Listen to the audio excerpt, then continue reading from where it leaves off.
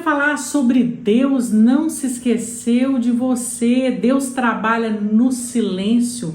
Não desista agora, espera um pouquinho, fica comigo e hoje nós vamos conversar sobre isso. Hoje nós vamos falar em cima do texto de 1 Reis 19, de 11 a 13. Veja que palavra abençoada. Veja como o profeta Elias é assim como nós, cheio de altos e baixos. No mesmo momento que estamos vivendo um tempo de vitória, a gente vive um tempo às vezes de tristeza. Isso é normal. Fica aqui, leia comigo, 1 Reis 19, de 11 a 13.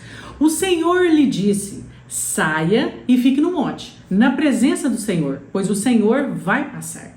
Então veio um vento fortíssimo que separou os montes e esmigalhou as rochas diante do Senhor. Mas o Senhor não estava no vento. Depois do vento, houve um terremoto, mas o Senhor não estava no terremoto. Depois do terremoto, houve um fogo, mas o Senhor não estava nele. E depois do fogo, houve um murmúrio de uma brisa suave. Quando Elias ouviu, puxou a capa sobre o rosto, saiu e ficou à entrada da caverna. E uma voz lhe perguntou: o que você está fazendo aqui, Elias? O que você está fazendo aqui, Elias? E Deus faz a mesma pergunta para você. O que você está fazendo diante da tribulação que você está vivendo? Como você está se comportando? Por que essa tristeza? Porque você não tem se relacionado? Porque você tem entrado nessa caverna? O que aconteceu aqui com Elias é o que acontece conosco. Um homem que foi extremamente usado pela palavra de Deus, que pouco tempo antes dessa fala com Deus, ele viveu um tempo de glória e de manifestação sobrenatural do Senhor. O que aconteceu um pouco tempo antes desse momento, em uma situação ali lidando com os falsos profetas, Elias propõe um teste entre os falsos profetas e ele, onde era oferecido uma oferta e que o Deus que mandasse fogo do céu para consumir aquela oferta era o verdadeiro Deus. E os outros profetas oraram, rezaram e nada aconteceu. Mas quando o profeta Elias orou sobre isso, pedindo a Deus, inclusive ele fez mais do que aqueles profetas, jogou água, todo o povo estava assistindo aquilo, né?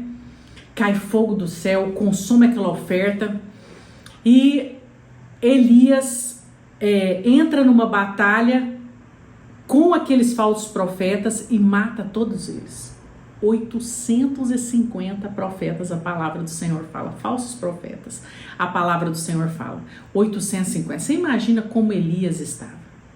E neste momento, a rainha Jezabel, que era a rainha da época, fica sabendo disso, porque alguns dos profetas que foram mortos, vários deles, né, vinha também da rainha Jezabel, e ela fica sabendo disso e fala para avisar o profeta Elias que no mesmo horário, naquele momento que ela estava falando, Elias ia viver o que ele fez com os profetas dela, certo? O que Elias faz? Fala, meu Deus, e ó, foge. E Elias fugiu, andou muito tempo, de repente um anjo do Senhor vai falar com Elias. Elias, acorde, levanta daí, você tem um caminho longo ainda para caminhar. Elias não acorda, não levanta, não se dispõe, o anjo fala novamente, e aí Elias levanta, se alimenta e anda por 40 dias e 40 noites. E aí acontece essa fala que nós estamos falando aqui, em 1 Reis 19, de 11 e 13. Depois de andar 40 dias e 40 noites, ele para numa caverna no monte Horebe, que é o mesmo monte Sinai, em que Moisés escreveu os 10 mandamentos, então um monte muito importante, né, na palavra de Deus para os cristãos, né? E aí ele para lá, nessa caverna, e Deus vai falar com Elias, Deus vai falar. E provavelmente onde Elias estava não era onde, era o destino que Deus queria que ele fosse. Porque quando Deus encontra, né, quando Deus vai falar com Elias, a primeira coisa que ele fala é: Elias, o que você está fazendo aqui?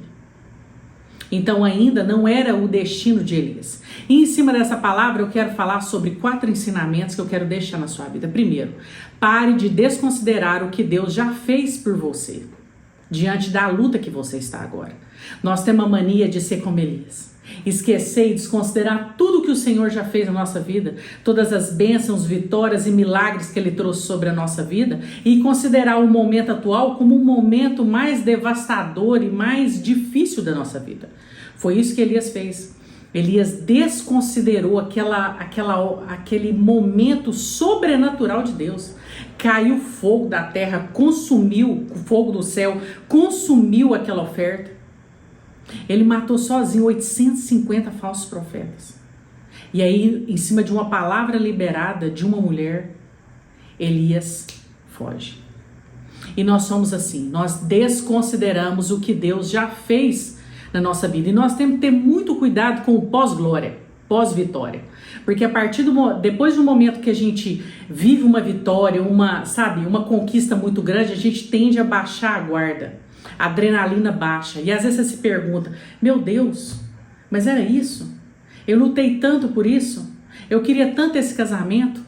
Consegui, cara? Será que era mesmo essa pessoa? Você começa a colocar em dúvida coisas que o Senhor já trouxe sobre a sua vida. Você estava buscando, jejuando, lutando, orando por um emprego. Você consegue esse emprego e de repente, a qualquer coisa que acontece, alguém lança uma palavra, alguém chama sua atenção, o lugar não era como você imaginou que seria, e aí você começa a questionar a bênção. Foi isso que o profeta Elias fez. Segundo, Deus está te acompanhando, você não está sozinho. O profeta Elias vê aquela situação da rainha Jezabel, foge daquela situação e um anjo vai falar com ele. Um mensageiro de Deus. Tem várias versões, algumas mensageiros, outras anjos, um mensageiro de Deus. E você tem desconsiderado na sua vida as pessoas que o Senhor encaminha para falar com você. Seja uma ligação, um colega de trabalho, um colega de igreja, uma ligação, um abraço apertado, uma palavra fraterna. Você tem ignorado os mensageiros de Deus. E Deus não se esqueceu de você, está vendo o que você está vivendo e Ele vai te dar a bênção. Mas você precisa considerar que o Senhor trabalha na vida das pessoas com pessoas. Esse é o modo operante do Senhor. Pessoas abençoando pessoas. Na Bíblia inteira, Deus levantou profetas, homens de Deus, mulheres de Deus, reis, para cuidar, para governar, para direcionar o seu povo. E o Senhor opera desse jeito, pessoas abençoando pessoas. Então não desconsidere os mensageiros de Deus, as pessoas que o Senhor tem enviado para a sua vida. Terceiro, Deus não fará a sua parte. Existem lutas que são suas. Quando o anjo vai falar com Elias, ele fala: olha, o caminho é longo, se alimente porque o caminho é longo. Ele anda 40 dias e 40 noites. Quem andou? Elias. Quando Elias vai lutar com os falsos profetas, ele precisa orar, ele precisa buscar de Deus direcionamento, ele precisa ter fé. A Bíblia não fala que foi Deus que fez. Através de Elias, Deus operou aquele milagre e aquele acontecimento sobrenatural. Através da sua vida, o Senhor vai fazer maravilhas, vai alcançar corações, pessoas, vai fazer o sobrenatural, mas através da sua vida. Não é o Senhor que desce aqui e abençoa a sua família, não é o Senhor que desce aqui e levanta de madrugada para orar pelos seus filhos, não é o Senhor que promove a restauração do seu casamento, é você. Deus te chamou para esse tempo, para essa geração. Deus conta com você. Assim como Deus contava com Elias. Deus contava com Elias. E o anjo fala: olha, levanta que a caminhada é longa. Tanto é que ele caminha 40 dias e 40 noites. Então o caminho é longo. E você precisa entender que Deus conta com você. Então, muitas lutas será você que terá que viver. Deus vai te abençoar, Deus vai te dar direção. Você vai buscar o Senhor e Ele vai trazer sabedoria sobre a vida, mas Deus conta com você. Quarto e último, Deus não estava no vento forte, Deus não estava no terremoto, Deus não estava no fogo. Deus estava onde? Numa brisa suave. Às vezes a gente acredita no Senhor e está buscando em Deus que um profeta venha falar com você, que os anjos desçam do céu para falar com você. Você está buscando algo inacreditável, surreal, nada disso. E Deus comunica conosco no silêncio. Num quarto fechado, no silêncio de uma madrugada. O Senhor quer com você intimidade. Você vai ouvir a voz de Deus se você tiver intimidade com Deus. Por quê? Porque nós só reconhecemos a voz que conhecemos. O Senhor quer falar com você, mas o Senhor quer tratar você no silêncio, na calmaria, na mansidão, no silêncio da madrugada. O Senhor quer falar com você, mas em muitos momentos Deus não falará com você no tumulto, na conversa, na agitação do dia a dia, através de um profeta, de um enviado de Deus, sabe? Não, Deus vai falar no silêncio. Você vai sentir e você vai ter convicção. Então o Senhor quer falar com você, mas você precisa aprender a enxergar Deus no silêncio. Você precisa aprender a esperar um pouco mais. Deus não poderia ter falado com Elias antes desses 40 dias e 40 noites andando? Poderia, mas enviou um mensageiro. E é assim que Deus faz conosco. Ele envia mensageiros ao longo da nossa vida. Então deixa eu te falar uma coisa, 4 coisas que a gente aprende com esse texto que eu queria que você guardasse no seu coração. Primeiro, pare de desconsiderar o que Deus já fez por você, os milagres que Deus já concedeu na sua vida. Segundo, Deus está te acompanhando, você não está sozinho. Deus vai enviar pessoas, mensagens, louvores, ministrações que você vê na internet para acalmar, para falar o seu coração. Terceiro, Deus não fará a sua parte. Deus não fará a sua parte. Ele fará tudo por você, menos a sua parte. E para muita coisa que você precisa fazer, o que você ainda não alcançou, você precisou de fé, persistência, resiliência, e você tem parado no meio do caminho. Por isso que você não alcança milagre, porque você tem desistido antes da hora. E quarto e último, Deus não estava no vento forte, não estava no terremoto, não estava no fogo. Deus estava na brisa suave.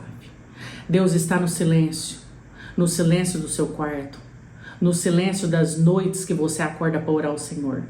No seu silêncio, você e Deus. Você só vai reconhecer a voz que você conhecer.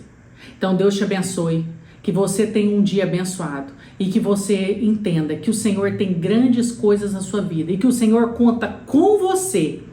Assim como Elias viveu as suas lutas, tribulações, as suas vitórias, os seus dias de glória, seus dias de tristeza, nós também vivemos. Mas o mesmo Deus que estava com Elias também está conosco, está comigo, está com você.